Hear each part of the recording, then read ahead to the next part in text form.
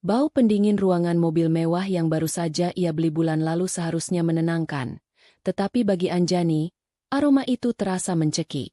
Ia mematikan mesin dan menyandarkan kepalanya sejenak di kemudi yang berlapis kulit.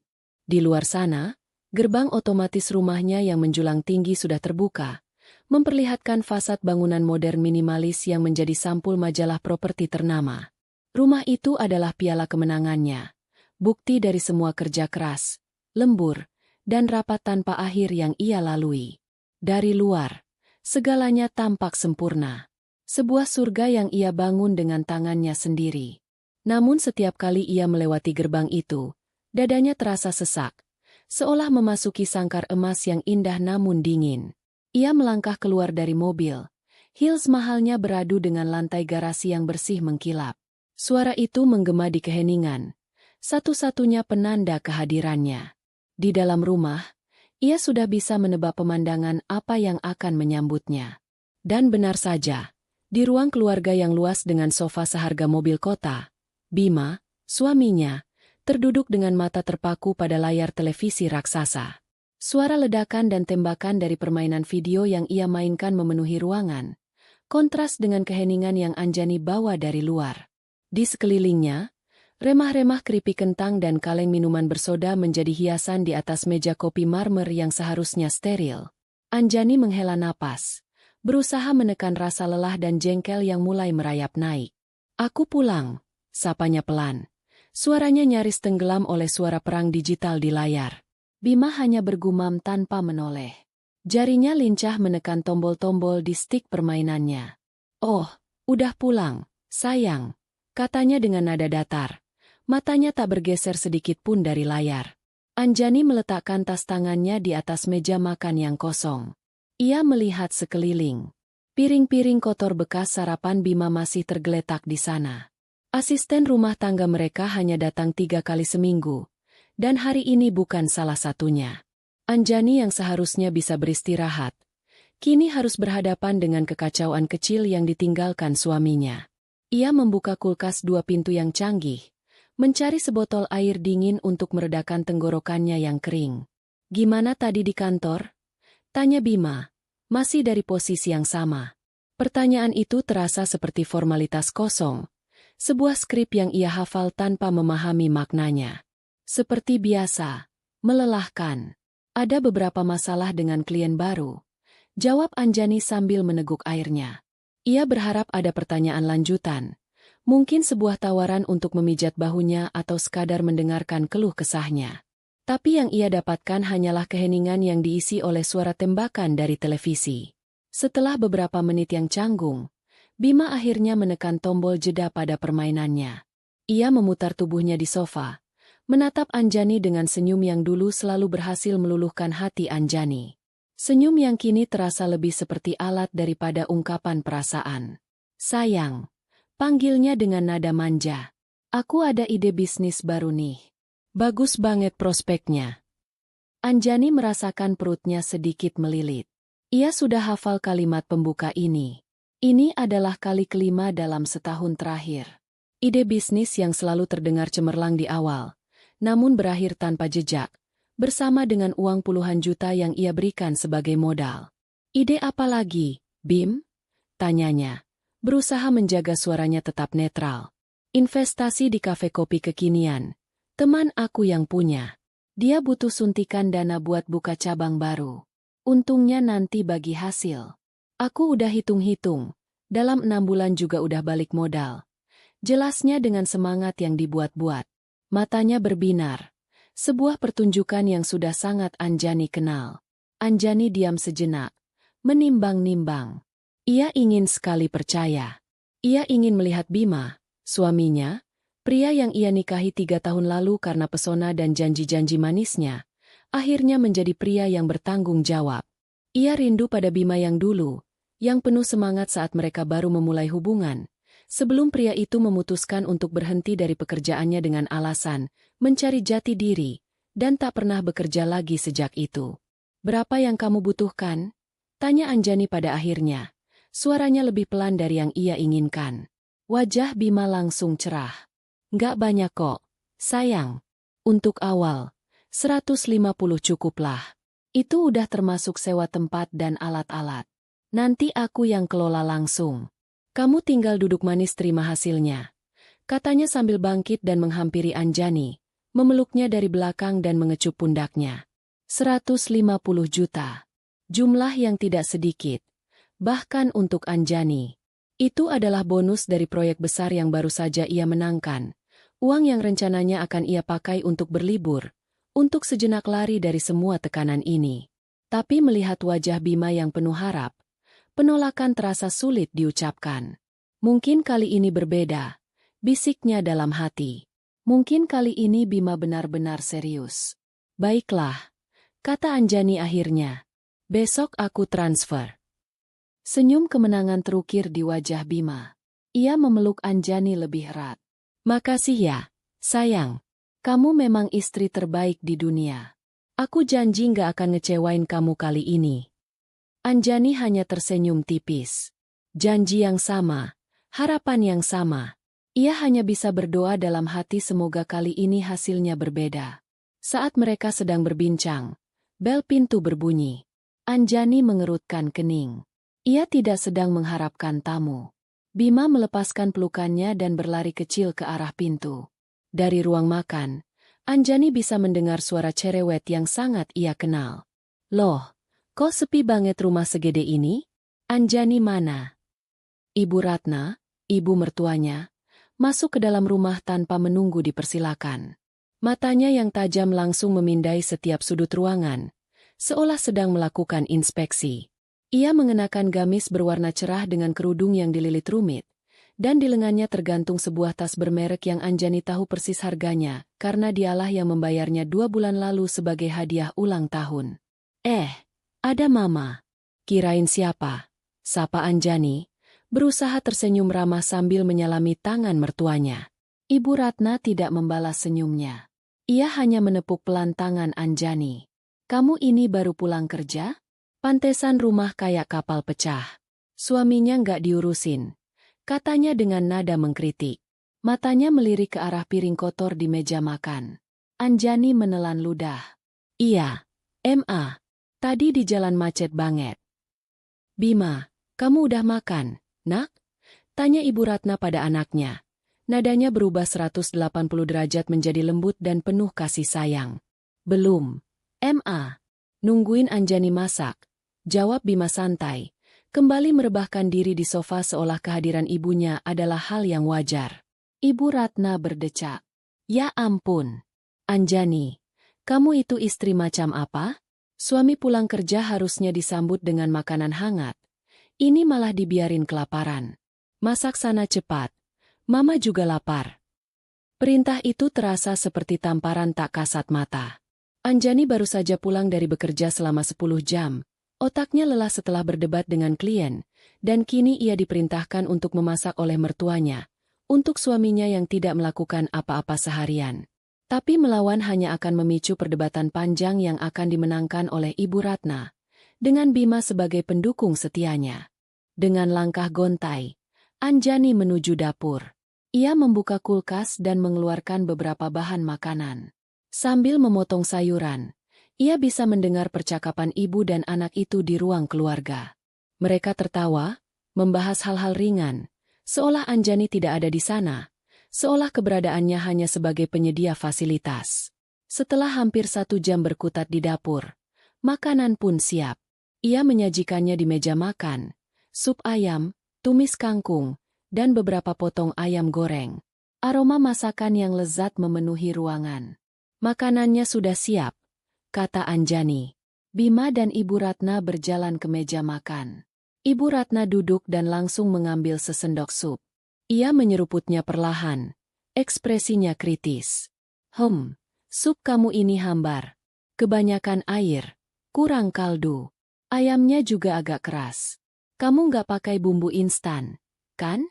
Lebih enak beli di warung langganan Mama. Lebih terasa bumbunya. Komentarnya bertubi-tubi. Anjani hanya diam. Tangannya yang memegang sendok sedikit gemetar. Ia sudah berusaha memasak yang terbaik di tengah kelelahannya. Kangkungnya juga terlalu matang. Jadi lembek begini. Tambah Ibu Ratna lagi. menusuk-nusuk sayuran di piringnya. Bima, alih-alih membela, justru mengangguk setuju. Iya juga ya. Ma, gak apa-apa. Sayang, lain kali belajar lagi sama mama biar jago masaknya. Malam itu, Anjani makan dalam diam. Ia merasa seperti orang asing di rumahnya sendiri. Seorang pelayan yang performanya sedang dinilai. Surga yang ia bangun dengan susah payah terasa lebih seperti neraka yang indah. Setelah makan malam, ia yang membersihkan semuanya sendiri sementara Bima dan Ibu Ratna kembali menonton televisi. Larut malam, di dalam kamar tidur mereka yang luas dan mewah, Anjani berbaring menatap langit-langit. Bima sudah tertidur pulas di sampingnya. Napasnya teratur. Anjani merasa begitu sendirian. Ia memandangi setiap detail kamarnya. Ranjang mahal, lemari pakaian yang besar, pemandangan kota dari jendela kacanya yang lebar. Semua ini adalah miliknya, hasil keringatnya. Tapi mengapa ia tidak merasakan kebahagiaan? Mengapa ia merasa seperti sedang membayar sangat mahal untuk sebuah ilusi pernikahan? Untuk cinta yang ia sendiri tidak yakin masih ada atau tidak. Malam itu, untuk pertama kalinya, sebuah pertanyaan serius menyusup ke dalam benaknya. Sampai kapan ia harus hidup seperti ini? Beberapa hari setelah malam yang menyesakan itu, Anjani mencoba mengabaikan perasaan tidak nyamannya. Ia menyibukkan diri dengan pekerjaan, berharap rutinitas yang padat bisa menjadi perisai dari masalah di rumah. Uang 150 juta sudah ia transfer ke rekening Bima. Suaminya itu tampak bersemangat selama 2 hari, sibuk menelepon teman-temannya dan membuat rencana di atas kertas. Setelah itu, ia kembali ke habitat aslinya, sofa empuk dan permainan video. Kehadiran Ibu Ratna di rumah tidak lagi bersifat sementara. Ia datang hampir setiap hari, selalu saat Anjani akan berangkat kerja atau baru saja tiba di rumah. Kedatangannya selalu membawa aura kritis yang membuat Anjani merasa serba salah. Hingga suatu pagi di akhir pekan, saat Anjani sedang menikmati kopi paginya di teras belakang, Ibu Ratna datang bersama Bima. Wajah mereka menunjukkan keseriusan yang dibuat-buat. Anjani, ada yang mau Mama bicarakan sama kamu, kata Ibu Ratna, duduk di kursi di seberang Anjani tanpa diundang. Bima berdiri di samping ibunya, seperti seorang pengawal yang siap pasang badan. Anjani meletakkan cangkirnya. Bicara apa, Ma? Ibu Ratna menghela napas panjang, seolah akan menyampaikan berita duka. Mama ini kan sudah tua. Ya, di rumah sendirian terus. Bapakmu kan sudah tidak ada. Rasanya sepi. Mama lihat Bima di sini juga sering sendirian kalau kamu kerja. Mama kasihan sama anak mama satu-satunya. Anjani mulai merasakan firasat buruk. Ia melirik ke arah Bima, yang hanya menatapnya dengan ekspresi memelas. Jadi, lanjut Ibu Ratna, Mama pikir, lebih baik Mama pindah ke sini saja. Biar Mama bisa nemenin Bima, ngurusin dia. Biar rumah ini juga ada yang jaga kalau kamu tinggal kerja. Jadi kamu bisa fokus cari uang, nggak usah khawatir sama urusan rumah. Dunia Anjani seolah berhenti berputar sejenak. Pindah ke sini? Tinggal bersama ibu mertuanya yang setiap detik kehadirannya saja sudah menguras energi batinnya? Ini bukan lagi sekadar kunjungan. Ini adalah sebuah invasi permanen. Tapi, Ma, Anjani mencoba mencari kata-kata yang tepat. Rumah Mama kan ada. Lagi pula di sini ada asisten rumah tangga yang bantu-bantu. Halah, asisten rumah tangga itu kerjanya mana benar? Nggak bisa dipercaya. Beda sama sentuhan tangan seorang ibu. Potong Ibu Ratna cepat. Lagi pula, ini kan juga rumah anak Mama. Wajar dong kalau mamanya mau tinggal di sini. Ya kan, Bim? Anjani menatap Bima, mencari pembelaan, secercah dukungan. Tapi yang ia temukan adalah anggukan mantap dari suaminya. Iya, sayang. Ide Mama bagus kok. Biar rumah ini jadi lebih hangat, lebih ramai. Kasihan Mama sendirian terus, kata Bima, seolah keputusan itu sudah final. Anjani merasa dikhianati. Mereka telah membicarakan ini di belakangnya dan kini menyajikannya sebagai sebuah keputusan yang tidak bisa diganggu-gugat. Ia ingin berteriak, ingin menolak mentah-mentah. Tapi melihat tatapan tajam Ibu Ratna dan wajah memelas Bima, lidahnya terasa keluh. Ia hanya bisa mengangguk lemah. Sebuah anggukan yang akan ia sesali seumur hidupnya. Seminggu kemudian, proses kepindahan itu terjadi. Ibu Ratna tidak hanya membawa beberapa koper pakaian. Ia membawa serta seluruh dunianya. Perabotan-perabotan lama dari rumahnya, foto-foto keluarga besar yang dibingkai dengan mencolok, hingga pernak-pernik yang menurut Anjani norak. Kamar tamu yang tadinya elegan dan minimalis, kini berubah menjadi kamar yang penuh sesak dengan barang-barang Ibu Ratna. Sejak hari pertama Ibu Ratna resmi menjadi penghuni tetap, suasana rumah berubah total. Ia mengambil alih komando. Ia mengatur ulang jadwal kerja asisten rumah tangga, mengubah menu makanan sehari-hari sesuai seleranya, dan yang paling parah, ia mulai mengintervensi ruang pribadi Anjani. Suatu sore, Anjani pulang kerja dan mendapati lukisan abstrak favoritnya yang tergantung di ruang keluarga telah hilang.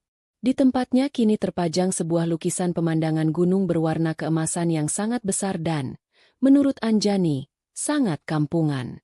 "Ma, lukisan Anjani di mana?" Tanyanya dengan nada tertahan saat melihat Ibu Ratna sedang menonton sinetron. "Oh, yang gambarnya coret-coretan gak jelas itu? Mama taruh di gudang." "Lukisan kok begitu? Gak ada artinya, Pamali. Lebih bagus lukisan ini, membawa hoki, rezeki jadi lancar," jawab Ibu Ratna tanpa menoleh dari televisi. Anjani merasa darahnya mendidih. Tapi itu lukisan kesukaan Anjani. Ma. Anjani beli mahal di pameran seni. Mahal bukan berarti bagus. Sudah, jangan rewel. Ini demi kebaikan rumah ini juga, katanya enteng. Anjani menoleh pada Bima yang duduk di sebelah ibunya, berharap suaminya akan mengatakan sesuatu. Bima hanya mengangkat bahu. "Sudahlah, sayang. Nurut saja sama Mama. Mama kan lebih tahu. Cuma lukisan saja kok diributkan." Anjani terdiam. "Bukan, cuma lukisan. Itu adalah tentang ruangnya, tentang seleranya, tentang identitasnya di dalam rumahnya sendiri yang perlahan-lahan digerogoti. Setiap hari, ada saja perubahan kecil yang terjadi. Vas bunga kesayangannya diganti dengan guci keramik bermotif naga. Tirai abu-abu elegannya diganti dengan gorden berwarna merah marun dengan rumbai-rumbai keemasan. Rumah yang tadinya adalah cerminan dirinya, kini mulai terlihat seperti rumah Ibu Ratna. Puncaknya adalah ketika Ibu Ratna mulai mengundang teman-teman arisannya setiap minggu. Gerombolan ibu-ibu sosialita dengan perhiasan gemerlapan dan suara tawa yang melengking akan memenuhi ruang tamunya. Mereka akan duduk di sofanya, memakan kue yang dipesan menggunakan kartu kredit Anjani, dan membicarakan segala hal. Anjani, sang pemilik rumah, diharapkan untuk ikut nimbrung, tersenyum, dan menyajikan minuman seolah ia adalah tuan rumah yang bahagia. Dalam salah satu acara arisan itu, Anjani yang baru saja keluar dari kamarnya mendengar percakapan Ibu Ratna dengan teman-temannya. "Wah, hebat ya Bu Ratna. Rumahnya megah sekali. Bima sukses sekali ya bisnisnya," puji salah seorang temannya. Anjani berhenti di balik dinding. Telinganya panas. Ibu Ratna tertawa dengan bangga. "Ah, biasa saja. Ini berkat doa saya sebagai ibu. Bima itu dari dulu memang anak yang pintar, berbakti. Dia bilang, 'Ma, Mama nggak boleh hidup susah. Mama harus tinggal di istana.' Ya beginilah hasilnya." Tidak ada satu kata pun yang menyebut Anjani. Tidak ada pengakuan bahwa istana itu dibangun di atas keringat dan air mata menantunya. Di mata teman-temannya, Anjani seolah tidak ada. Ia hanyalah istri beruntung yang dinikahi oleh anak yang sukses. Tuntutan finansial pun semakin menjadi-jadi. Tidak lagi berupa permintaan terselubung, tapi sudah menjadi perintah. "Anjani, kalung Mama ini sudah kusam, modelnya ketinggalan zaman. Belikan yang baru dong di toko langganan Mama." Atau, "Bima, mobil kamu itu sudah harus ganti. Masa direktur perusahaan kafenya nanti naik mobil biasa? Malu-maluin." Setiap kali Anjani mencoba untuk menolak dengan halus, mengatakan bahwa pengeluaran sedang banyak, Ibu Ratna akan melancarkan serangan drama. Ia akan menangis, mengatakan Anjani tidak menghargainya sebagai mertua, menuduhnya pelit. Dan Bima, seperti biasa, akan membelanya. Ayolah, sayang. Buat mama senangkan dapat pahala. Bujuknya. Anjani merasa terperangkap dalam jaring laba-laba yang ia biarkan terpasang di rumahnya sendiri. Ia bekerja dari pagi sampai malam untuk membiayai gaya hidup dua orang pengangguran yang tidak tahu terima kasih. Benalu itu tidak hanya menumpang hidup, tapi juga mulai mengisap sari kehidupan dan kebahagiaan Anjani hingga kering. Suatu malam, Anjani tidak bisa tidur. Ia duduk di balkon kamarnya, memandangi lampu kota yang berkelip di kejauhan. Ia membuka aplikasi mobile banking di ponselnya. Matanya terbelalak melihat tagihan kartu kredit bulan ini. Jumlahnya membengkak 3 kali lipat dari biasanya. Ada transaksi di butik desainer, restoran mewah, bahkan di sebuah dealer mobil untuk uang muka. Ia tahu pasti itu bukan transaksinya. Ia masuk kembali ke kamar dan melihat Bima yang tertidur pulas. Wajahnya tampak damai, tanpa beban. Di saat itulah, rasa cinta yang dulu pernah ada mulai terasa seperti bara api yang padam, menyisakan abu yang dingin dan pahit. Kesabaran Anjani sudah menipis, setipis benang. Ia sadar, jika ia tidak melakukan sesuatu, ia tidak hanya akan kehilangan hartanya, tetapi juga dirinya sendiri. Di dalam keheningan malam itu, di tengah istananya yang terasa seperti penjara, sebuah keputusan mulai terbentuk di dalam benaknya. Sebuah keputusan yang akan mengubah segalanya. Benalu itu harus dicabut sampai ke akarnya, sebelum mereka menghancurkan pohon yang menopangnya. Rasa dingin dari tagihan kartu kredit itu tidak hilang bahkan setelah berhari-hari. Ia menjalar dari ujung jari Anjani, merambat naik lengannya, dan menetap di dadanya menjadi sebuah gumpalan es yang nyeri. Ia tidak lagi memandang Bima atau Ibu Ratna dengan sisa-sisa harapan. Kini, setiap senyuman mereka, setiap kata manis dari Bima, setiap nasihat dari Ibu Ratna, terasa seperti kepalsuan yang dilapisi gula. Ia menjadi pengamat di rumahnya sendiri, seorang detektif yang mencari kebenaran di antara tumpukan kebohongan. Ia menjadi lebih pendiam, lebih waspada. Ia tidak lagi protes ketika Ibu Ratna mengganti taplak meja mahalnya dengan taplak sulaman yang norak. Ia hanya tersenyum tipis ketika Bima menceritakan kembali kemajuan, rencana bisnis kafenya. Sebuah cerita fiksi yang detailnya selalu berubah setiap kali ditanyakan.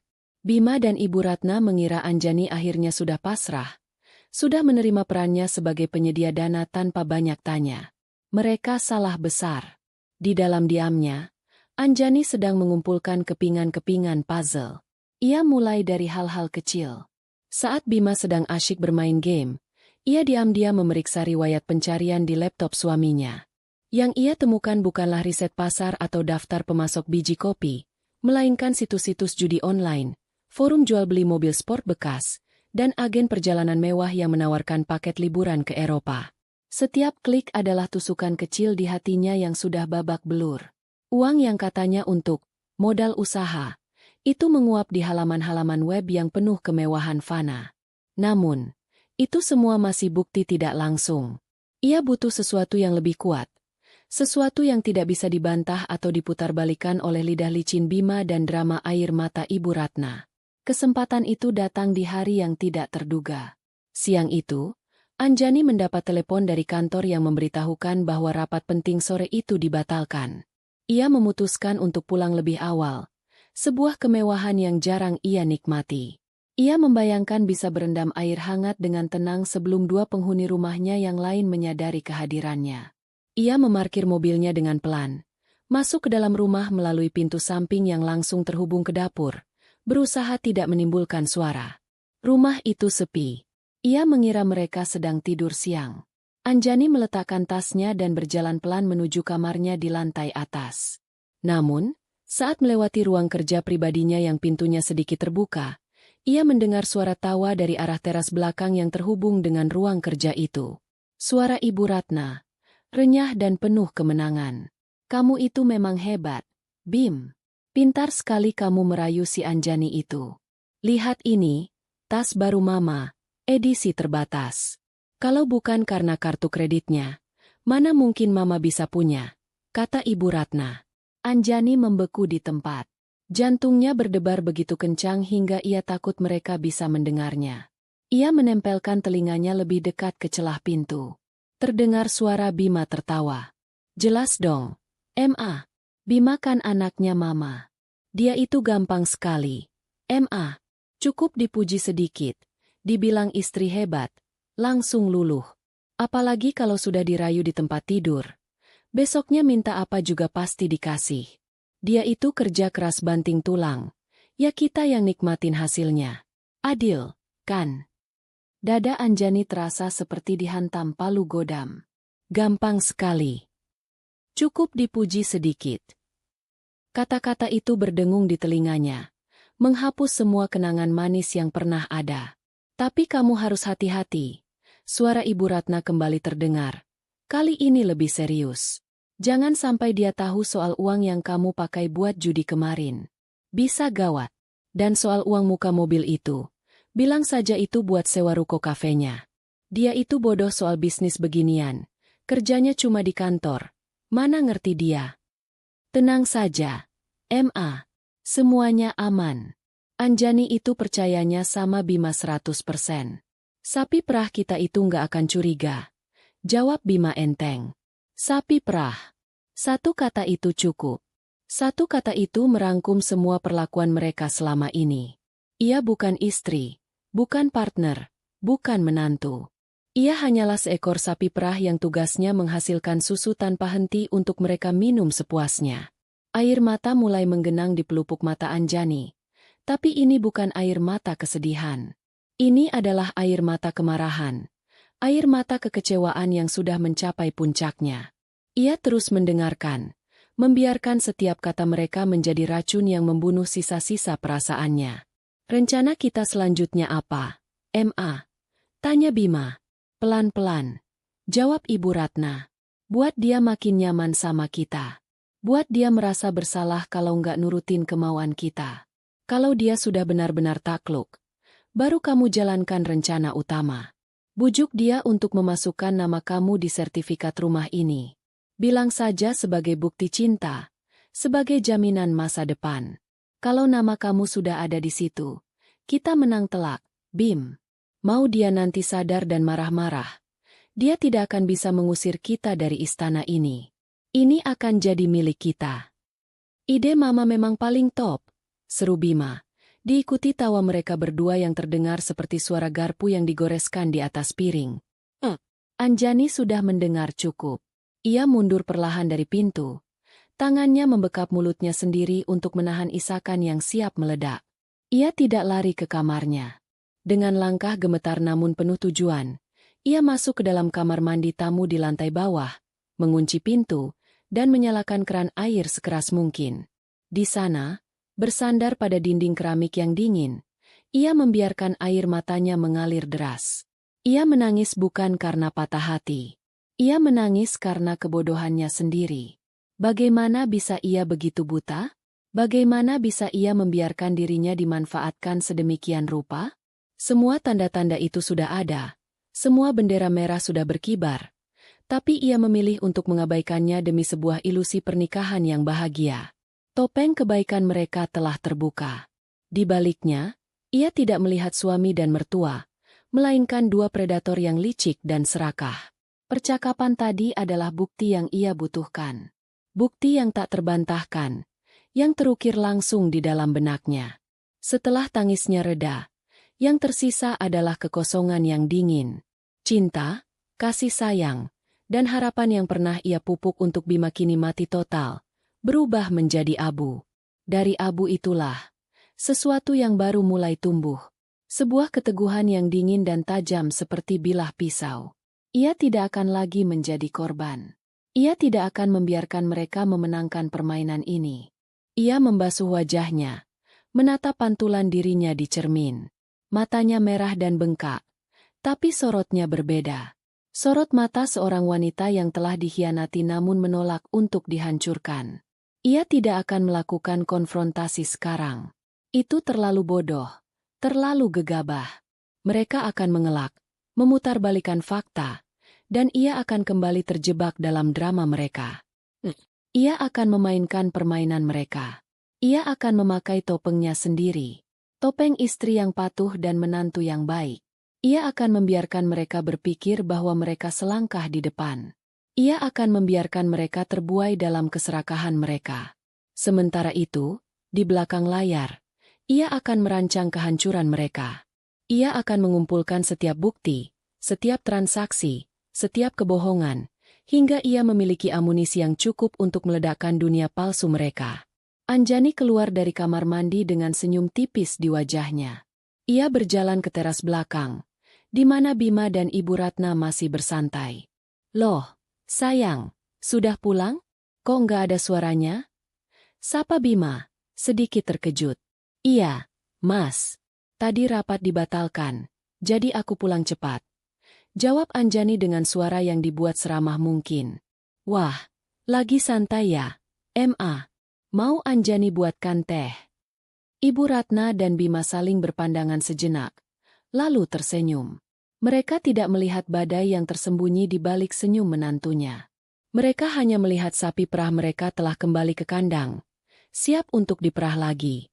Malam itu, untuk pertama kalinya, Anjani tidur dengan nyenyak.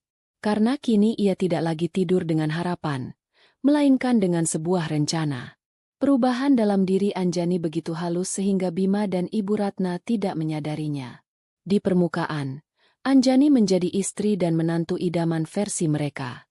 Ia tidak lagi banyak bertanya, tidak pernah mengeluh, dan senyumnya selalu terkembang manis. Setiap kali Bima meminta uang untuk keperluan kafenya, ia memberikannya tanpa perdebatan. Setiap kali Ibu Ratna menunjukkan barang yang ia inginkan di majalah, Anjani akan mengangguk dan berkata, "Bagus, Ma. Nanti kita lihat ya." Sikap penurutnya ini membuat Bima dan Ibu Ratna semakin besar kepala. Mereka merasa telah berhasil menaklukkan Anjani sepenuhnya. Mereka pikir, Anjani sudah menerima takdirnya sebagai mesin uang keluarga, dan kini mereka bisa melangkah ke rencana yang lebih besar. Suatu malam saat makan malam, Bima memasang wajah paling serius yang bisa ia ciptakan. Ia meletakkan sendok dan garpunya, menatap Anjani dengan tatapan penuh harapan. Ibu Ratna di sebelahnya berhenti mengunyah, seolah memberikan panggung pada anaknya. "Sayang, mulai Bima. Proyek kafe itu perkembangannya bagus, tapi skalanya terlalu kecil. Aku baru ketemu teman lama. Dia punya proyek yang jauh lebih besar. Ini kesempatan sekali seumur hidup." Anjani mengangkat alisnya, berpura-pura tertarik. "Proyek apa itu, Mas?" "Investasi properti. Dia mau bangun kompleks villa eksklusif di puncak. Lahannya sudah ada, izinnya sedang diurus.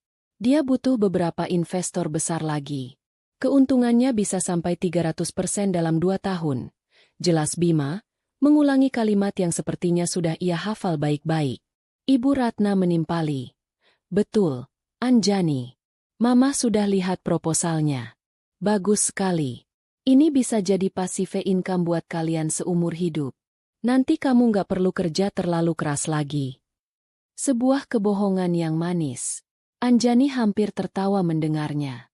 Ia tahu persis, passive income itu hanya akan mengalir ke kantong mereka berdua. Kedengarannya menarik sekali, kata Anjani dengan nada kagum yang palsu. "Berapa investasi yang dibutuhkan?" Bima berdeham, mempersiapkan diri untuk menyebut angka fantastis. Untuk 1 slot investor, butuh dana 500 juta. Anjani pura-pura tersedak air minumnya. 500 juta? Itu uang yang sangat besar, Mas. "Aku tahu, sayang," kata Bima cepat, meraih tangan Anjani. "Tapi ini sepadan. Bayangkan, dalam 2 tahun uang kita bisa jadi 1,5 miliar. Aku melakukan ini semua juga untuk masa depan kita. Untuk anak-anak kita nanti." Anak-anak, senjata pamungkas yang selalu Bima gunakan untuk meluluhkan Anjani. Dulu, kata-kata itu akan membuatnya luluh. Sekarang, kata-kata itu hanya membuatnya mual. Anjani memasang ekspresi berpikir keras. Ia menatap Bima, lalu Ibu Ratna, seolah sedang menimbang semua risiko. Di dalam kepalanya, Ia sedang mengagumi betapa serakahnya mereka. Setelah menguras habis uangnya untuk hal-hal sepele, kini mereka mengincar tabungan dan investasinya. Boleh aku lihat proposalnya dulu? Aku ingin pelajari detailnya, kata Anjani, memainkan perannya sebagai istri yang suportif namun tetap hati-hati. Wajah Bima dan Ibu Ratna sempat menegang sejenak, namun mereka segera rileks. Tentu saja, pikir mereka, untuk uang sebesar itu wajar jika Anjani ingin melihat proposal. Besoknya, Bima menyerahkan beberapa lembar kertas yang dijilid seadanya. Isinya penuh dengan kalimat-kalimat bombastis, gambar-gambar villa yang diambil dari internet, dan perhitungan keuntungan yang tidak masuk akal. Tidak ada detail nama perusahaan, tidak ada salinan izin prinsip, tidak ada profil pengembang yang jelas. Proposal itu adalah sebuah lelucon bagi siapapun yang mengerti bisnis, tapi mereka bertaruh pada ketidaktahuan Anjani. Terima kasih, Mas. Aku butuh waktu beberapa hari untuk mempelajarinya dan mungkin bertanya pada konsultan keuanganku, kata Anjani sambil menerima proposal sampah itu dengan senyum. Bima dan Ibu Ratna setuju. Mereka yakin, konsultan keuangan manapun akan tergiur dengan janji keuntungan 300%. Namun, Anjani tidak menghubungi konsultan keuangannya. Ia menghubungi orang lain. Seorang teman lama yang kini bekerja sebagai penyelidik swasta. Ia mengirimkan salinan proposal itu beserta semua informasi yang ia miliki tentang teman lama, Bima yang namanya ia dapatkan dari proposal tersebut. Tolong cek semuanya, Tom. Latar belakang orang ini, perusahaannya, kebenaran proyek ini. Aku mau laporan lengkap secepatnya, kata Anjani di telepon.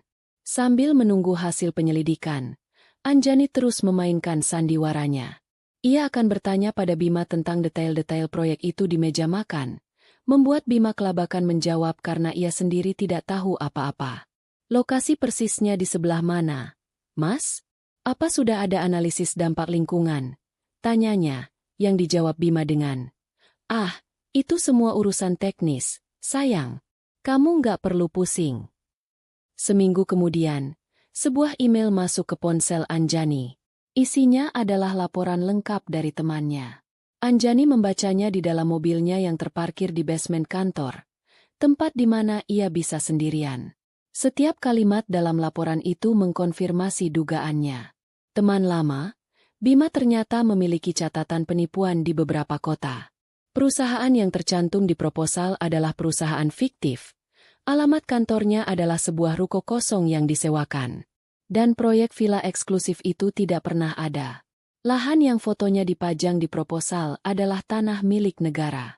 Laporan itu juga dilengkapi dengan foto-foto Bima dan temannya itu di sebuah showroom mobil mewah seminggu yang lalu, sedang melakukan test drive mobil sport seharga hampir 1 miliar.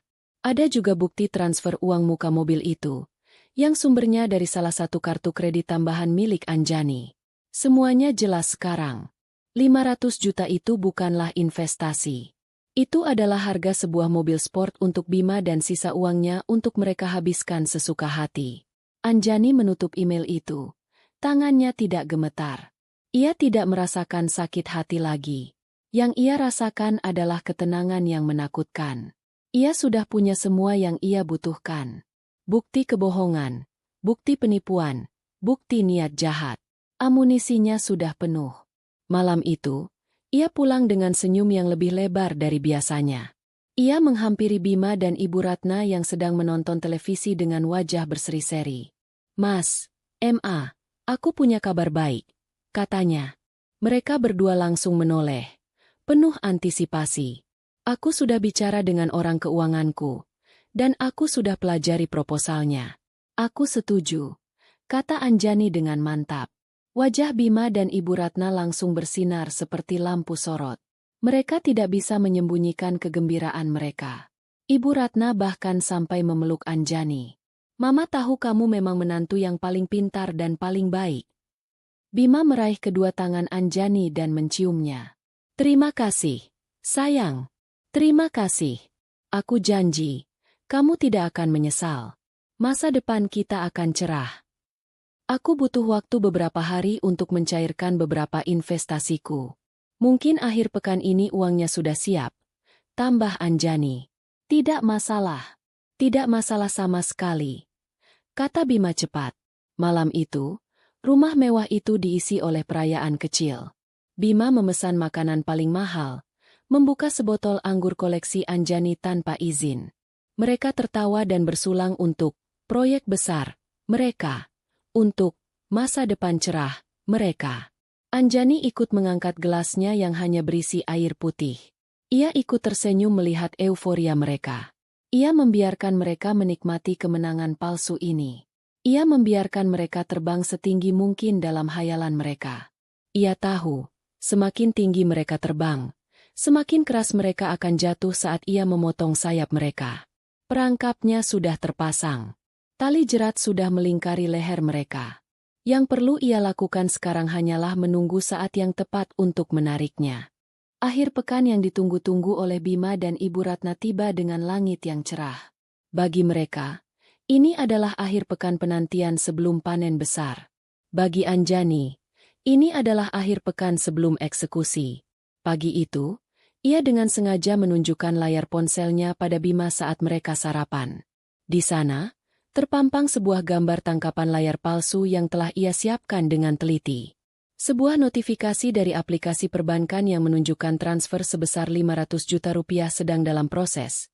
Dijadwalkan akan masuk rekening Bima pada hari Senin pagi. Transfernya sudah aku proses, Mas, kata Anjani dengan nada santai, seolah ia baru saja membeli perabotan baru. Tapi karena ini akhir pekan dan jumlahnya besar, clearingnya baru selesai hari Senin. Mata Bima nyaris melompat keluar dari rongganya. Ia merebut ponsel Anjani untuk melihat lebih dekat. Senyumnya merekah begitu lebar hingga Anjani bisa melihat semua giginya. Sayang, kamu benar-benar melakukannya. Aduh, terima kasih banyak. Aku tidak akan pernah melupakan ini. Serunya, memeluk Anjani dengan erat. Sebuah pelukan yang terasa hampa dan dingin di kulit Anjani. Ibu Ratna, yang mendengar dari meja makan, segera menghampiri. Sudah beres, Bim? Sudah ditransfer? Tanyanya tidak sabar. Bima mengangguk dengan antusias, menunjukkan layar ponsel itu pada ibunya. Wajah Ibu Ratna memerah karena kegirangan. Ia menepuk-nepuk punggung Anjani dengan keras. Nah, begini baru menantu idaman. Tahu cara membahagiakan suami dan mertua. Rezekimu pasti akan ditambah terus sama yang di atas, Anjani. Anjani hanya tersenyum. Dalam hatinya, ia berpikir, rezeki yang sebenarnya adalah terbebas dari kalian berdua. Dengan kepastian uang ratusan juta yang akan segera mendarat di rekening mereka, arogansi Bima dan Ibu Ratna mencapai level tertinggi. Mereka merasa tak tersentuh, seolah dunia berada dalam genggaman mereka. Sore itu, saat mereka bertiga sedang bersantai di ruang keluarga, Ibu Ratna tiba-tiba mendapat sebuah ide cemerlang. Bim, Anjani, katanya dengan nada seorang ratu yang akan mengeluarkan titah. Minggu depan kan Mama ulang tahun. Dan bertepatan dengan kesuksesan besar proyek Bima ini, Mama rasa kita harus mengadakan syukuran. Sebuah pesta besar. Bima langsung setuju. Ide bagus. Ma. Kita undang semua kerabat, teman-teman Mama, teman-temanku juga. Kita tunjukkan pada mereka semua kalau kita sekarang sudah sukses besar. Anjani diam, membiarkan mereka terhanyut dalam euforia. Inilah yang ia tunggu. Sebuah panggung. Pesta seperti apa yang Mama inginkan? Tanya Anjani, memainkan perannya dengan sempurna. Mata Ibu Ratna berbinar. Mama mau pesta kebun yang paling mewah. Pakai catering dari Hotel Bintang 5. Harus ada panggung musik. Dekorasi bunga impor di mana-mana. Dan Mama mau semua tamu pakai dress code putih. Biar elegan. Kita adakan Sabtu malam depan. Di taman belakang rumah ini. Di taman belakang rumahnya. Di ruang pribadinya. Mereka ingin mengubah tempatnya bersantai menjadi panggung kemunafikan mereka. Anjani merasakan amarah dingin merayap di punggungnya. Namun ia menahannya dengan senyum manis. Ide yang bagus sekali. Ma. Pasti akan jadi pesta yang tak terlupakan, kata Anjani. Kalau begitu, biar Anjani yang bantu atur. Anjani punya kenalan event organizer yang bagus. Bima dan Ibu Ratna sangat senang. Mereka pikir Anjani begitu suportif karena sudah terbuai oleh janji keuntungan investasi. Mereka menyerahkan segalanya pada Anjani, tentu saja, dengan kartu kredit Anjani sebagai sumber dananya. Selama seminggu penuh, Anjani menyibukkan diri dengan persiapan pesta. Namun, ia tidak hanya mengatur catering dan dekorasi. Di balik layar, ia sedang menyusun daftar tamunya sendiri. Ia memastikan semua teman sosialita Ibu Ratna yang angkuh itu ada di daftar teratas. Ia mengundang sepupu-sepupu jauh yang selama ini selalu memandangnya sebelah mata, karena ia berasal dari keluarga sederhana. Ia juga secara khusus meminta Bima mengundang teman-teman lamanya, terutama mereka yang tahu persis bahwa Bima tidak pernah bekerja sehari pun setelah menikah. Ia ingin semua saksi mata berkumpul. Ia ingin penonton sebanyak mungkin saat ia nanti menjatuhkan tirai pertunjukan sandiwara ini. Bima dan Ibu Ratna terlalu sibuk memilih pakaian dan membayangkan kemewahan pesta untuk menyadari daftar tamu yang aneh itu. Mereka hanya tahu rumah akan penuh sesak oleh orang-orang yang akan mengagumi kesuksesan mereka. Hari Sabtu pun tiba. Sejak pagi, taman belakang rumah Anjani sudah disulap menjadi lokasi pesta yang luar biasa megah.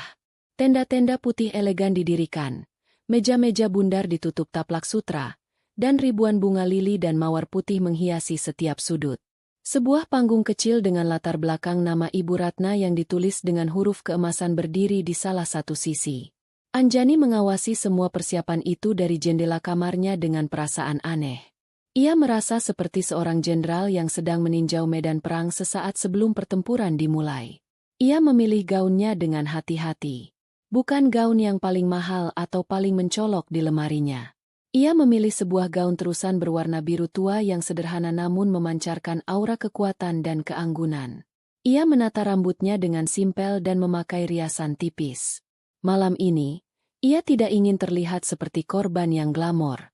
Ia ingin terlihat seperti seorang ratu yang akan merebut kembali tahtanya. Malam menjelang, para tamu mulai berdatangan. Seperti yang sudah diduga, Ibu Ratna dan Bima mengambil posisi di pintu masuk utama, menyambut setiap tamu seolah merekalah sang pemilik istana. Ibu Ratna mengenakan gaun berwarna emas yang gemerlapan, penuh dengan payet, membuatnya terlihat seperti bola disko berjalan. Perhiasan di leher dan tangannya berkilauan. Semua dibeli dengan uang Anjani. Bima berdiri di sampingnya, mengenakan setelan jas putih yang membuatnya tampak seperti seorang pangeran dari negeri dongeng palsu. Anjani membiarkan mereka menikmati momen itu. Ia memilih untuk berbaur dengan para tamu, menyapa beberapa kenalannya dengan senyum tenang. Ia bisa merasakan tatapan mata yang meremehkan dari beberapa kerabat, bisikan-bisikan sinis dari teman-teman Ibu Ratna. Mereka semua melihatnya sebagai wanita beruntung yang menempel pada keluarga kaya. Mereka tidak tahu bahwa mereka sedang berdiri di atas panggung yang dibangun oleh wanita yang mereka rendahkan itu. Pesta mencapai puncaknya. Musik lembut mengalun. Para pelayan hilir mudik membawa nampan berisi sampanye dan hidangan lezat. Semua orang tertawa dan berbincang, menciptakan dengungan kemewahan yang palsu. Kemudian, pembawa acara naik ke atas panggung.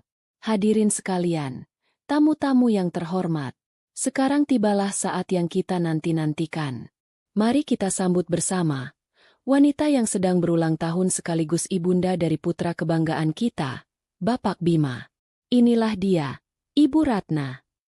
Dengan diiringi tepuk tangan, Ibu Ratna berjalan ke atas panggung dengan angkuh. Bima mengikutinya, berdiri di sisinya dengan senyum bangga. Ibu Ratna mengambil mikrofon, matanya menyapu seluruh tamu dengan tatapan penuh kemenangan. Anjani berdiri di tengah kerumunan, tidak terlalu jauh dari panggung. Ia menggenggam segelas air putih. Jemarinya terasa dingin. Jantungnya berdebar kencang, bukan karena takut, tapi karena adrenalin. Ia tahu, inilah saatnya. Inilah momen yang akan menjadi awal dari segalanya. Pidato Ibu Ratna akan menjadi pelatuk yang ia butuhkan untuk melepaskan semua amarah yang telah ia pendam. Ia menatap lurus ke arah panggung. Matanya terpaku pada wanita yang telah merampas kebahagiaannya. Ia menunggu. Udara malam yang sejuk tiba-tiba terasa berat dan menyesakan. Semua mata tertuju pada panggung kecil yang bermandikan cahaya, di mana Ibu Ratna berdiri dengan dagu terangkat, menikmati setiap detik perhatian yang ia dapatkan. Ia berdeham pelan ke mikrofon, dan keheningan pun menyelimuti taman itu, hanya menyisakan suara lembut air mancur di kejauhan. Selamat malam, Bapak, Ibu, dan saudara-saudari sekalian. Mulainya, suaranya terdengar manis namun penuh keangkuhan. Saya, atas nama keluarga, terutama atas nama putra saya tercinta, Bima, mengucapkan terima kasih yang sebesar-besarnya atas kehadiran Anda semua di rumah kami ini. Anjani mencengkeram gelasnya lebih erat. Di rumah kami. Kebohongan pertama malam itu. Dan ia tahu itu bukan yang terakhir. Malam ini adalah malam yang sangat spesial. Lanjut Ibu Ratna. Senyumnya semakin lebar. Selain merayakan ulang tahun saya, kami juga ingin mengadakan syukuran atas keberhasilan putra saya, Bima, dalam bisnis barunya. Berkat kerja keras dan kejeniusannya, sebentar lagi ia akan menjadi salah satu pengusaha properti tersukses di negeri ini. Tepuk tangan riuh membahana. Beberapa tamu berseru memuji Bima, yang hanya bisa tersenyum canggung sambil mengangguk-angguk, menikmati pujian atas prestasi yang tidak pernah ada. Anjani menatap lurus ke arah suaminya, melihat betapa nyamannya Bima mengenakan topeng kesuksesan itu. Rasa muak menjalari kerongkongannya. Kemudian, tatapan Ibu Ratna beralih dan menemukan Anjani di tengah kerumunan. Ia tersenyum, sebuah senyum yang tajam dan merendahkan. Inilah saatnya. Anjani bisa merasakannya. Dan tentu saja, kata Ibu Ratna, nadanya berubah menjadi penuh belas kasihan yang dibuat-buat. Kesuksesan seorang pria tidak akan lengkap tanpa adanya wanita hebat di belakangnya. Karena itu, saya juga mau berterima kasih kepada menantu saya, Anjani. Semua mata kini beralih pada Anjani. Ia merasakan ratusan pasang mata menusuknya. Ia tetap berdiri tegak, wajahnya tenang. Setiap pria sukses memang butuh istri yang suportif, lanjut Ibu Ratna, menekankan setiap katanya. Istri yang tahu posisinya, yang tidak banyak membantah, dan yang paling penting, istri yang tahu diri, bahwa semua kemewahan yang ia nikmati saat ini, rumah ini, pesta ini, semuanya, adalah berkat keberuntungan dirinya karena telah menikahi anak saya yang hebat. Penghinaan itu begitu telak, begitu terbuka. Kalimat itu menggantung di udara, meracuni setiap molekul oksigen di sekitarnya. Para tamu mulai berbisik-bisik. Beberapa menatap Anjani dengan kasihan, yang lain dengan tatapan mengejek. Ini adalah puncak dari semua penderitaannya. Ia telah direduksi menjadi sekadar aksesori beruntung di depan semua orang yang ia kenal. Cukup sudah. Sesuatu di dalam diri Anjani patah. Bukan semangatnya, tapi rantai kesabaran terakhir yang selama ini membelenggunya. Dengan ketenangan yang menakutkan, ia meletakkan gelasnya di atas meja terdekat. Ia mulai berjalan ke depan, membelah kerumunan yang secara otomatis memberinya jalan. Langkahnya mantap. Setiap detak heelsnya di atas rumput terdengar seperti dentuman genderang perang. Musik telah berhenti. Bisik-bisik telah senyap. Semua mata terpaku padanya. Ia tiba di depan panggung. Bima menatapnya dengan bingung, sementara Ibu Ratna memandangnya dengan tatapan jengkel, seolah Anjani akan merusak momen keemasannya. Anjani menaiki dua anak tangga panggung, berhadapan langsung dengan ibu mertuanya. Wajah Anjani tidak menunjukkan emosi. Ia menatap mata Ibu Ratna lekat-lekat. Lalu, dengan sebuah gerakan yang cepat dan tak terduga, tangannya melayang. Plak! Suara tamparan itu begitu keras, menggema melalui mikrofon yang masih menyala. Seluruh taman menahan napas secara kolektif. Ibu Ratna terhuyung ke belakang, tangannya memegangi pipinya yang memerah, matanya terbelalak tak percaya. Sebelum ada yang sempat bereaksi, sebelum Bima bisa maju, Anjani merebut mikrofon dari tangan Ibu Ratna. Ia berdiri di tengah panggung. Sorot lampu menyorot wajahnya. Ia bukan lagi Anjani yang pendiam dan penurut. Ia adalah seorang ratu yang murka. Suaranya, saat keluar melalui pengeras suara, tidak histeris. Suaranya dingin, tajam, dan penuh dengan kekuatan yang selama ini terpendam. Pria sukses? Tanyanya. Kata-kata pertamanya ditujukan langsung pada Bima yang membeku di tempat. Anda semua yang ada di sini. Anda lihat pria yang berdiri di sebelah saya ini?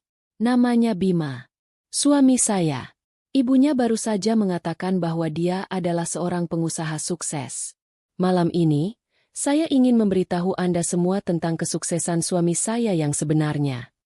Anjani berhenti sejenak, membiarkan ketegangan mencengkeram semua orang. Kesuksesan pertamanya, katanya dengan jelas, adalah menjadi pengangguran profesional selama 3 tahun penuh sejak kami menikah. Terdengar pekikan kaget dari para tamu. Kesuksesan keduanya adalah menghabiskan uang hasil kerja keras istrinya di situs-situs judi online setiap malam. Bisik-bisik kini berubah menjadi gumaman keras. Teman-teman Bima menundukkan kepala, pura-pura tidak kenal. Dan kesuksesan terbesarnya yang akan datang, lanjut Anjani, nadanya penuh ironi, adalah proyek investasi villa fiktif senilai 500 juta rupiah.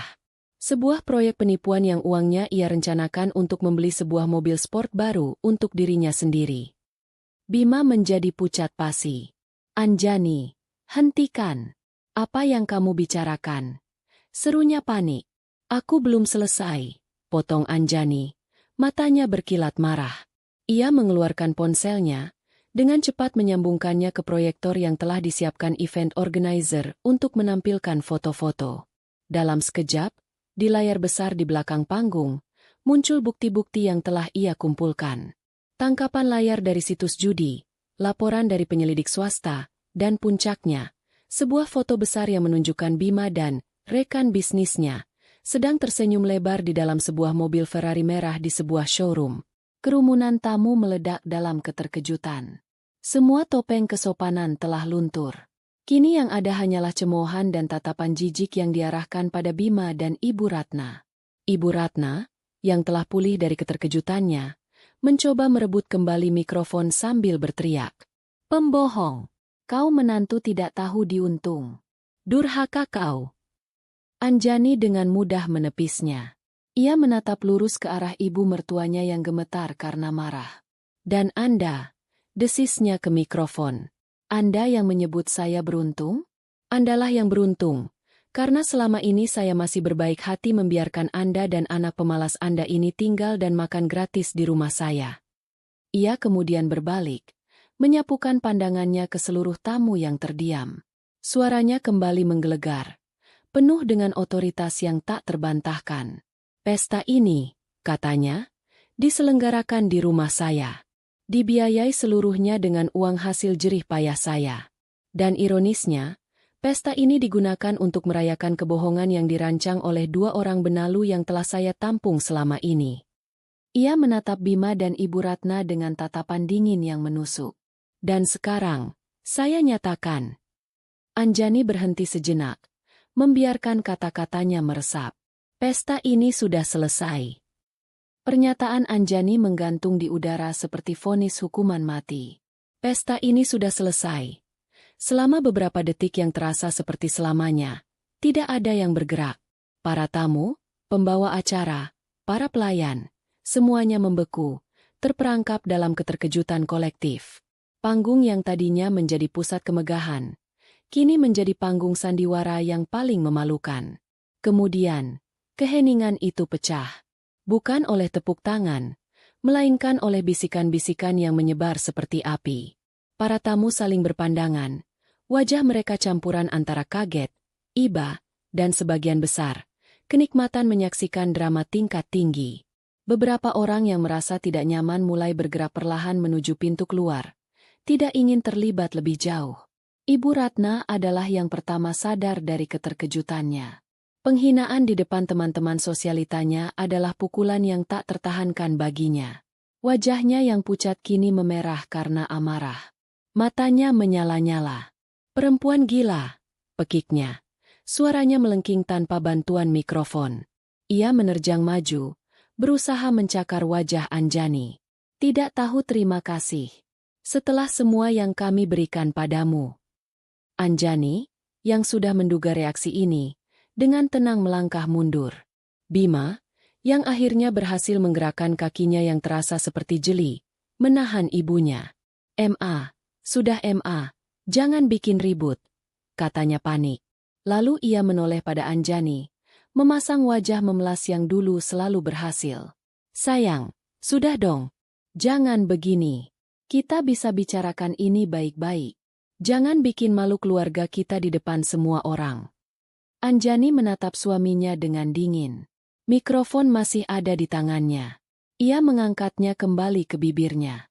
Suaranya terdengar jelas di seluruh penjuru taman. Malu? Tanyanya.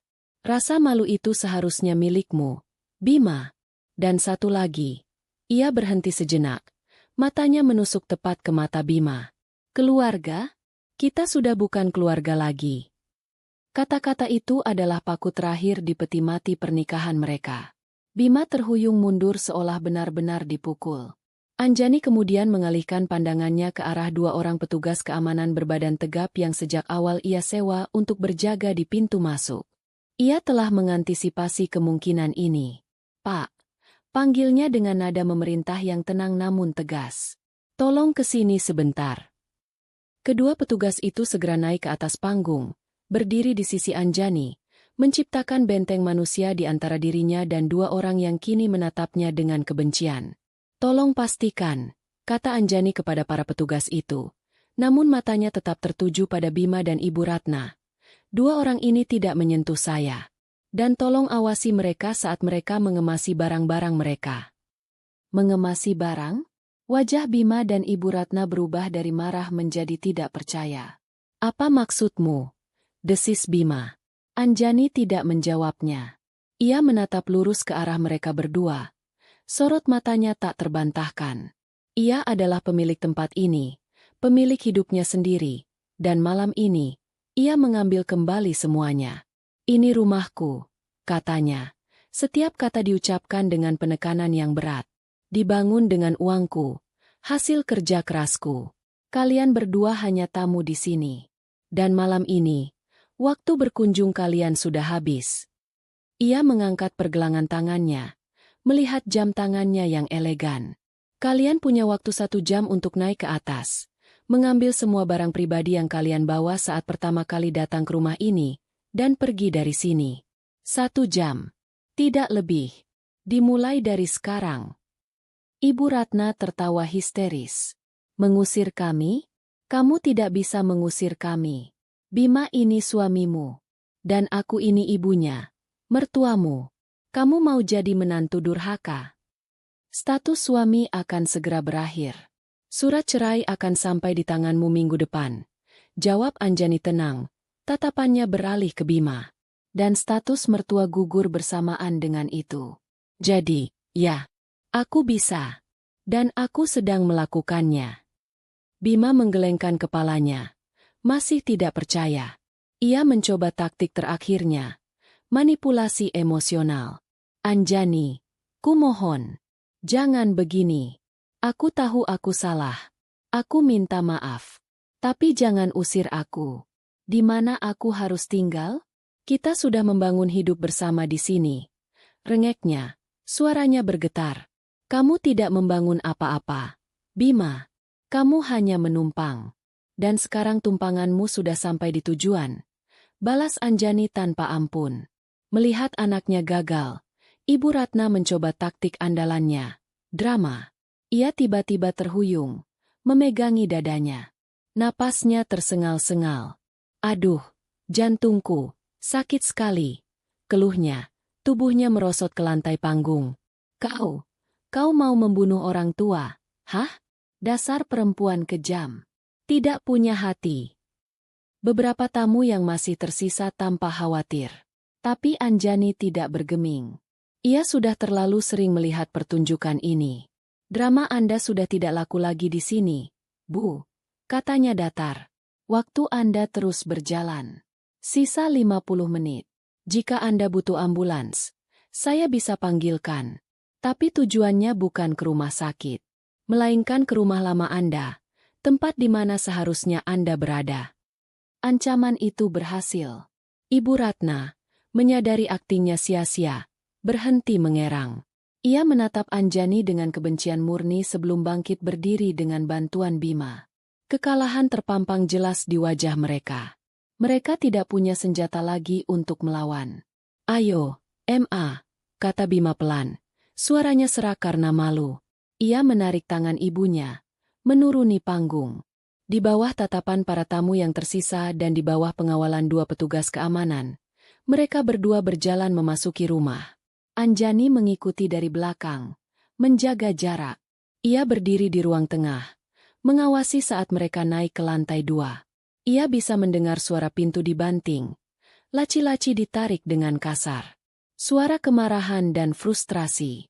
Para tamu yang tersisa akhirnya membubarkan diri satu persatu, meninggalkan Anjani sendirian di tengah kekacauan sisa pesta. Para staf catering dan dekorasi mulai membereskan peralatan mereka dalam keheningan yang canggung, sesekali melirik ke arah Anjani dengan tatapan campur aduk. Kurang dari 1 jam kemudian, Bima dan Ibu Ratna turun.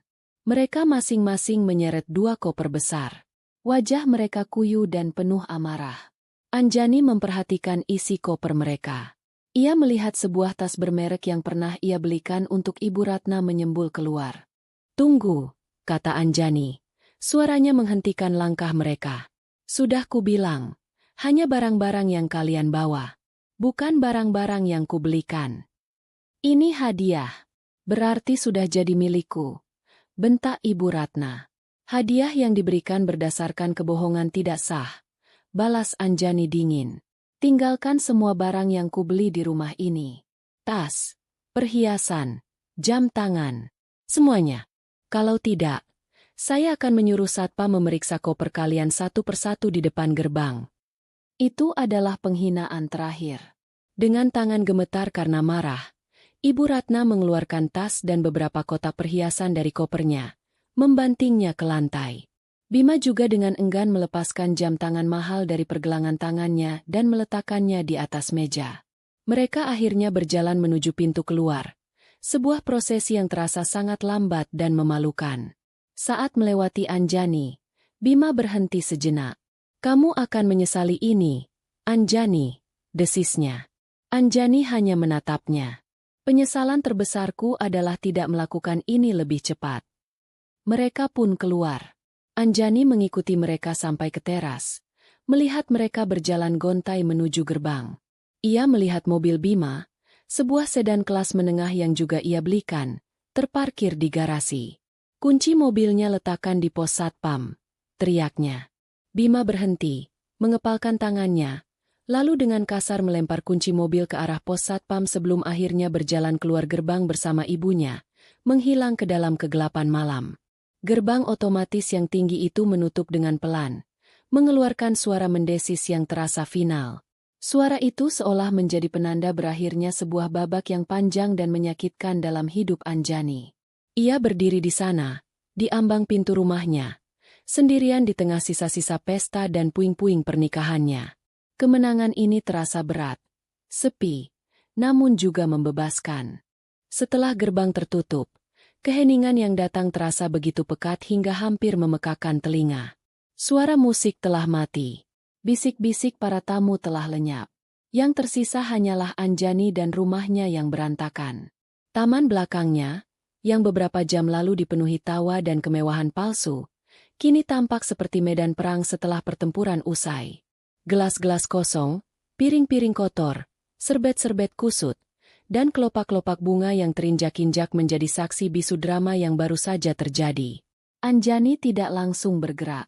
Ia hanya berdiri di ambang pintu, menghirup udara malam yang kini terasa lebih bersih, lebih ringan. Ia berjalan perlahan melintasi taman, kakinya menapaki rumput yang basah oleh embun. Ia melihat ke sekeliling, ke setiap sudut rumah yang kini terasa berbeda. Lebih kosong, namun juga lebih luas. Tidak ada lagi aura pengawasan yang menyesakkan dari Ibu Ratna. Tidak ada lagi bayangan kemalasan Bima yang memenuhi sofanya. Ia masuk ke dalam rumah. Para staf event organizer sedang menyelesaikan pekerjaan mereka, bergerak dalam diam dengan efisiensi profesional. Mereka menghindari kontak mata dengannya, mungkin karena canggung atau takut. Anjani hanya mengangguk pada manajer mereka. "Tolong selesaikan semuanya malam ini. Tagihannya kirimkan saja ke email saya besok," katanya dengan suara yang terdengar serak. Setelah mereka semua pergi, sekitar 1 jam kemudian, Rumah itu benar-benar menjadi miliknya seutuhnya. Keheningan kini menggema, memantul dari dinding-dinding tinggi dan lantai marmer yang dingin. Anjani berjalan dari satu ruangan ke ruangan lain. Ia masuk ke kamar tamu yang tadinya ditempati Ibu Ratna. Bau parfum mertuanya yang menyengat masih sedikit tertinggal. Ia membuka jendela lebar-lebar, membiarkan angin malam masuk dan membersihkan sisa-sisa kehadiran wanita itu. Ia kemudian naik ke kamarnya. Kamarnya dan Bima. Ia melihat ke sisi ranjang tempat Bima biasa tidur. Kosong. Ia membuka lemari pakaian besar itu. Bagian sisi milik Bima kini lompong, hanya menyisakan beberapa gantungan baju kosong. Untuk sesaat, perasaan aneh menyergapnya. Bukan kesedihan, melainkan sebuah realisasi akan akhir yang begitu nyata. Mimpi pernikahan yang pernah ia dambakan telah resmi mati malam ini. Ada sedikit rasa kehilangan, bukan untuk pria itu, tetapi untuk harapan dan waktu yang telah ia sia-siakan. Namun, perasaan itu cepat berlalu, digantikan oleh gelombang kelegaan yang luar biasa. Beban yang selama ini menekan pundaknya telah terangkat. Anjani tidak mencoba membersihkan rumahnya. Ia terlalu lelah secara fisik dan emosional. Ia hanya melepaskan gaunnya, membiarkannya tergeletak di lantai. Ia melangkah ke kamar mandi dan berdiri di bawah pancuran air panas untuk waktu yang sangat lama. Ia membiarkan air itu membasuh semua sisa-sisa malam ini. Ia menggosok kulitnya seolah ingin menghilangkan semua jejak sentuhan dan kata-kata beracun yang pernah ia terima di rumah ini. Setelah selesai, ia mengenakan piyama katunnya yang paling nyaman. Ia turun ke dapur, melewati ruang makan yang masih berantakan. Ia tidak membuat teh atau kopi. Ia hanya mengambil sebotol air mineral dingin, lalu kembali ke kamarnya. Ia tidak berbaring di ranjang. Ia duduk di kursi dekat jendela besar yang menghadap ke pemandangan kota. Lampu-lampu berkelip di kejauhan. Ribuan kehidupan berjalan seperti biasa, tidak menyadari gempa bumi kecil yang baru saja mengguncang dunianya. Untuk pertama kalinya setelah sekian lama, rumah ini kembali terasa seperti bentengnya, tempat perlindungannya, bukan sangkar emasnya. Sementara gema keheningan membawa kedamaian bagi Anjani, badai yang sesungguhnya sedang terjadi di luar sana. Bima dan Ibu Ratna, setelah diusir dari gerbang, berdiri di pinggir jalan yang sepi seperti dua orang pengungsi. Kemarahan mereka bercampur dengan kepanikan. Mereka tidak punya mobil. Ponsel Bima baterainya hampir habis. Dengan sisa-sisa harga diri, Bima memesan taksi online. Mereka tidak bisa pulang ke rumah lama Ibu Ratna, karena rumah itu sudah disewakan kepada orang lain setahun yang lalu, sesuatu yang tidak pernah mereka ceritakan pada Anjani. Mereka juga tidak mungkin menumpang di rumah kerabat. Berita tentang penghinaan publik di pesta itu pasti sudah menyebar lebih cepat dari api melalui grup-grup WhatsApp keluarga. Mereka akan disambut dengan cemoohan, bukan simpati. Pilihan mereka satu-satunya adalah sebuah motel melati di pinggiran kota yang bisa mereka bayar dengan sisa uang tunai di dompet Bima. Kontrasnya begitu menyakitkan. Dari kamar mewah dengan sprei sutra, kini mereka berada di sebuah ruangan sempit yang berbau apek. Cat dindingnya mengelupas, dan sprei di ranjangnya terasa kasar dan entah sudah berapa lama tidak diganti. Begitu pintu kamar ditutup, badai di antara mereka pun meledak. "Ini semua salahmu," teriak Ibu Ratna, menunjuk wajah Bima. "Kalau saja kamu bisa jadi laki-laki yang benar. Kalau saja kamu bisa mengendalikan istrimu. Kita tidak akan berakhir di tempat menjijikan ini." "Salahku?" balas Bima, suaranya meninggi. "Ini semua karena keserakahan Mama." "Pesta bodoh itu ide siapa? Memaksa Anjani terus-terusan itu siapa? Mama yang membuatnya muak dan akhirnya meledak." "Aku serakah untuk siapa? Untuk kita juga. Kalau saja rencanaku berhasil, rumah itu sudah jadi milikmu." Tapi gagal. Semuanya gagal total karena Mama tidak bisa menjaga mulut. Perdebatan mereka penuh dengan saling menyalahkan. Tidak ada sedikit pun penyesalan atau introspeksi diri. Mereka seperti dua parasit yang baru saja kehilangan inangnya, dan kini saling serang karena kelaparan. Setelah lelah berteriak, mereka berdua terdiam, napas mereka memburu. Keheningan di antara mereka terasa lebih menyesakan daripada keheningan di rumah Anjani. Di tengah keheningan itu, kenyataan yang mengerikan mulai merayap masuk. Bima mengeluarkan ponselnya, membuka aplikasi mobile banking dengan tangan gemetar. Saldonya hanya tersisa beberapa ratus ribu rupiah. Kartu kreditnya, yang merupakan kartu tambahan dari Anjani, sudah pasti akan diblokir besok pagi. Mereka terdampar. Tanpa rumah, tanpa mobil, tanpa uang, dan dengan reputasi yang hancur lebur. Malam itu, dua dunia yang kontras tercipta. Di istananya yang sunyi, Anjani akhirnya bisa tidur lelap tanpa mimpi buruk. Sebuah senyuman tipis terukir di bibirnya saat ia tertidur. Di motelnya yang kumuh, Bima dan Ibu Ratna duduk di tepi ranjang yang berbeda, tidak bisa tidur, menatap ke dinding kosong, diselimuti oleh ketakutan akan masa depan yang gelap gulita. Badai yang mereka ciptakan akhirnya datang untuk menenggelamkan mereka. Anjani terbangun oleh sinar matahari pagi yang menerobos masuk melalui jendela kamarnya yang besar. Untuk sesaat, ia merasa bingung. Keheningan di rumah begitu total, begitu asing. Biasanya, pada jam segini di hari Minggu, ia sudah bisa mendengar suara televisi dari lantai bawah yang dinyalakan Bima, atau suara ketukan panci dari dapur di mana Ibu Ratna mulai mengomentari cara asisten rumah tangga bekerja. Hari ini, tidak ada suara apapun selain desau angin di pepohonan luar. Lalu ia teringat. Semuanya. Pesta, tamparan, pengusiran. Itu semua bukan mimpi buruk. Ia bangkit dari tempat tidur. Tubuhnya terasa pegal, dan kepalanya sedikit pusing karena kelelahan emosional. Ia berjalan keluar dari kamar dan melihat ke bawah, ke ruang keluarga yang porak-poranda. Sisa-sisa kemunafikan semalam masih terpampang nyata. Namun, anehnya, melihat kekacauan itu tidak membuatnya stres. Sebaliknya, ia melihatnya sebagai kanvas kosong. Sebuah awal yang baru. Ia tidak meraih sapu atau kantong sampah. Ia berjalan ke ruang kerjanya, menyalakan laptopnya, dan membuka sebuah halaman kosong. Hal pertama yang ia lakukan di hari pertama kebebasannya bukanlah membersihkan rumah, melainkan membuat sebuah rencana. Di halaman itu, ia mulai mengetik sebuah daftar, langkah-langkah untuk hidup baru. Poin pertama dalam daftarnya adalah keamanan. Sebelum jam 9 pagi, seorang tukang kunci sudah berada di depan pintu rumahnya. Anjani menyuruhnya mengganti setiap kunci yang ada di rumah itu. Kunci gerbang, kunci semua pintu luar, bahkan kunci pintu kamarnya sendiri. Saat melihat satu set kunci baru yang berkilauan di tangannya, ia merasakan gelombang keamanan pertama menyelimutinya. Bentengnya kini telah ia kuasai kembali. Langkah kedua adalah finansial. Ia menghabiskan 1 jam berikutnya di telepon dengan pihak bank. Dengan suara tenang dan tegas, ia meminta pemblokiran semua kartu kredit tambahan atas nama Bima. Ia juga memindahkan sebagian besar dana dari rekening bersama yang sesekali ia gunakan untuk keperluan rumah tangga ke rekening pribadinya. Ia membiarkan rekening itu tetap terbuka dengan saldo minimal, hanya untuk memastikan tidak ada lagi ikatan finansial di antara mereka. Petugas bank di seberang telepon menanyakan beberapa pertanyaan verifikasi, dan Anjani menjawab semuanya tanpa ragu. Setiap "ya" yang ia ucapkan terasa seperti satu lagi belenggu yang terlepas. Langkah ketiga, dan yang paling penting, adalah hukum. Pukul 11 siang, ia sudah duduk di kantor pengacaranya, seorang wanita cerdas dan tajam bernama Rina.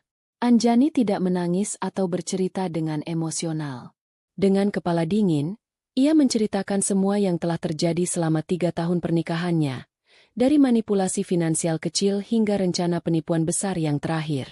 Ia menyerahkan sebuah flash disk berisi semua bukti yang telah ia kumpulkan, salinan laporan penyelidik swasta, tangkapan layar percakapan, dan rincian tagihan kartu kredit. Rina mendengarkan semuanya dengan saksama, sesekali mengangguk.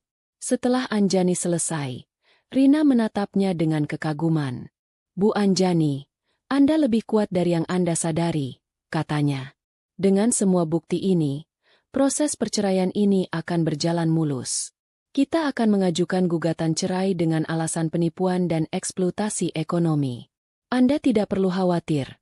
Semua aset atas nama Anda akan 100% aman." Keluar dari kantor pengacara, Anjani merasa beban terberat di pundaknya telah berpindah tangan ke ahlinya. Ia merasa ringan. Setelah mengurus 3 hal terpenting itu, barulah Anjani mengurus hatinya. Ia menelepon 2 sahabat terbaiknya, Diana dan Sari, yang hubungannya sempat merenggang karena Anjani terlalu sibuk dengan drama rumah tangganya. "Kalian ada waktu makan siang?" tanyanya.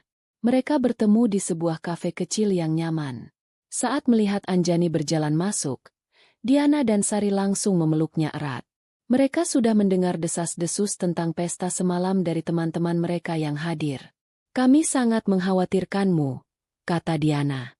"Kamu tidak apa-apa," tambah Sari. Anjani tersenyum, senyum tulus pertama setelah sekian lama. "Aku lebih dari tidak apa-apa. Aku bebas," katanya. Selama 2 jam berikutnya, Anjani menceritakan segalanya.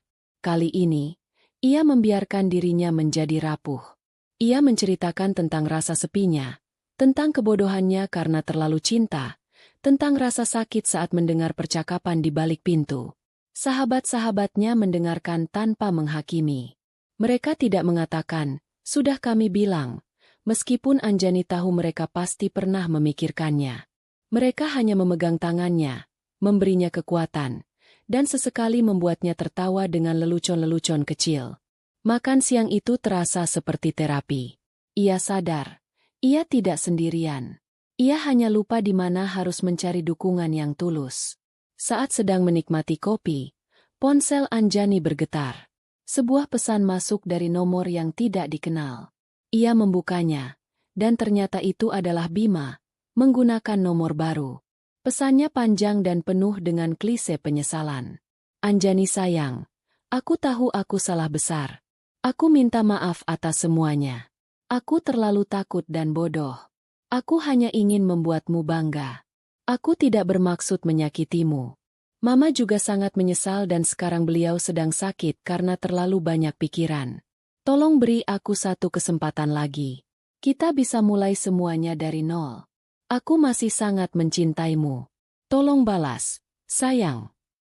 Anjani membaca pesan itu 2 kali. Tidak ada sedikit pun rasa kasihan atau keraguan di hatinya. Ia bisa melihat manipulasi di setiap kalimatnya. Menyalahkan, rasa takut, membawa-bawa nama ibunya yang sakit, dan tentu saja, janji kosong untuk mulai dari nol. Ia sudah selesai dengan semua itu. Tanpa berpikir 2 kali, ia menekan tombol blokir kontak. Lalu ia melakukan hal yang sama pada nomor Ibu Ratna yang juga ia hafal. Selesai. Tidak ada lagi jalan masuk bagi mereka ke dalam hidupnya. Sore itu, ia pulang ke rumah. Sebuah tim dari jasa kebersihan profesional sudah menunggunya.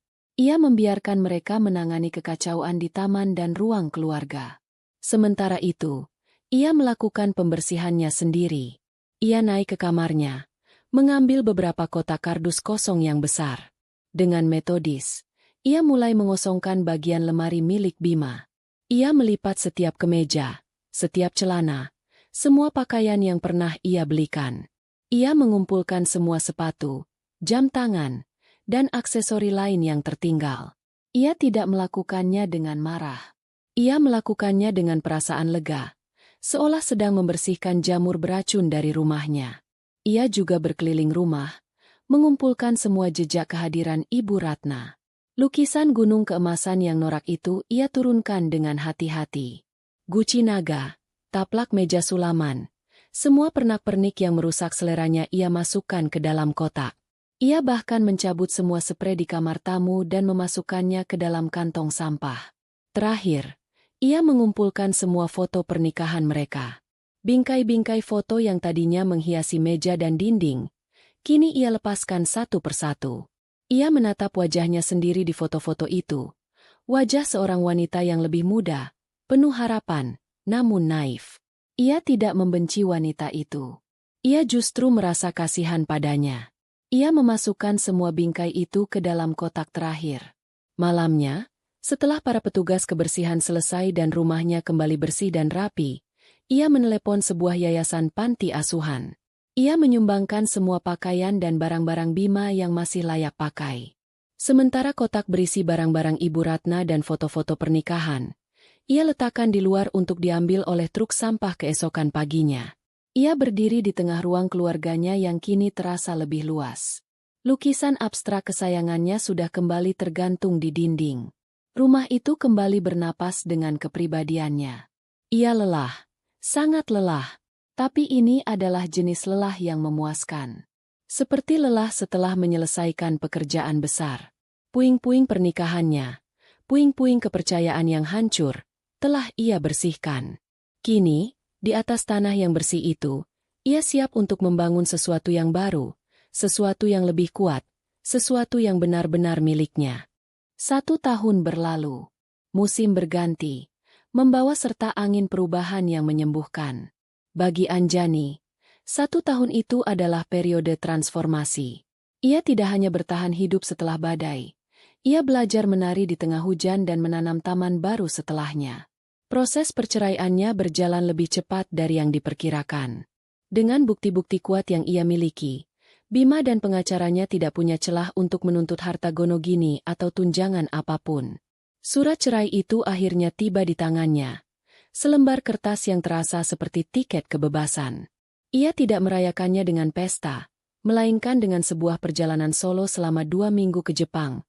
Sebuah mimpi yang selalu ia tunda karena Bima tidak pernah suka bepergian.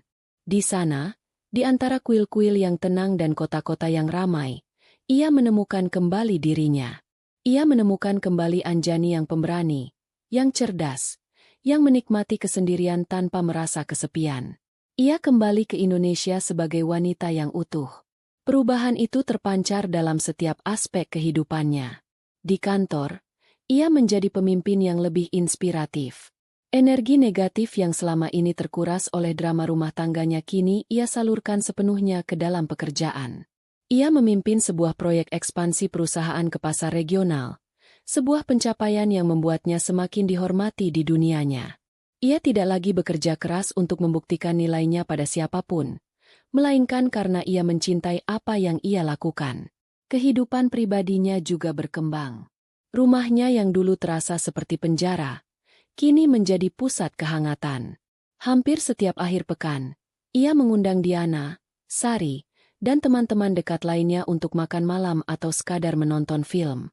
Suara tawa yang tulus kini lebih sering terdengar di dalam rumah itu daripada suara bentakan atau keluhan. Ia juga menemukan hobi baru. Taman belakang tempat pesta kemunafikan itu terjadi, kini telah ia ubah menjadi sebuah taman bunga yang indah. Ia menanam mawar, lavender, dan bunga matahari. Setiap pagi, sebelum berangkat kerja, ia akan menghabiskan waktu di sana, merawat tanamannya. Kegiatan itu memberinya kedamaian. Sebuah metafora tentang bagaimana ia merawat dan menumbuhkan kembali hidupnya dari tanah yang pernah diracuni. Suatu sore, saat sedang reuni dengan teman-teman kuliahnya, ia tak sengaja mendengar kabar tentang Bima dan Ibu Ratna. Kabar itu datang dari seorang teman yang sepupunya tinggal di lingkungan yang sama dengan kerabat jauh Bima. Ternyata, setelah diusir, kehidupan mereka menjadi sangat sulit.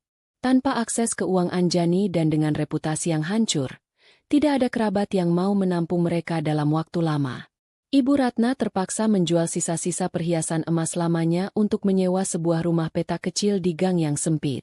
Bima, untuk pertama kalinya dalam bertahun-tahun, terpaksa bekerja.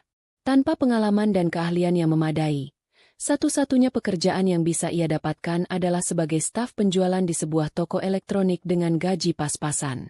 Pria yang dulu bermimpi memiliki mobil sport, kini harus naik angkutan umum setiap hari. Mereka berdua, yang terbiasa hidup mewah, kini harus hidup dari bulan ke bulan, seringkali bertengkar hebat karena masalah uang. Mereka tidak berubah. Mereka tetap saling menyalahkan, terjebak dalam lingkaran kepahitan yang mereka ciptakan sendiri. Anjani mendengarkan cerita itu tanpa emosi. Tidak ada rasa puas atau kasihan. Yang ia rasakan hanyalah ketidakpedulian. Mereka bukan lagi bagian dari dunianya. Nasib mereka adalah hasil dari pilihan mereka sendiri, dan ia sudah terlalu sibuk membangun masa depannya untuk menengok ke masa lalu. Malam itu, Anjani pulang setelah menyelesaikan rapat terakhirnya. Ia mengendarai mobilnya dengan tenang, mendengarkan musik jazz yang lembut.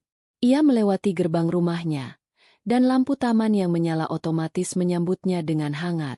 Ia masuk ke dalam rumah yang bersih, rapi, dan damai. Ia meletakkan tas dan kunci mobilnya di atas meja.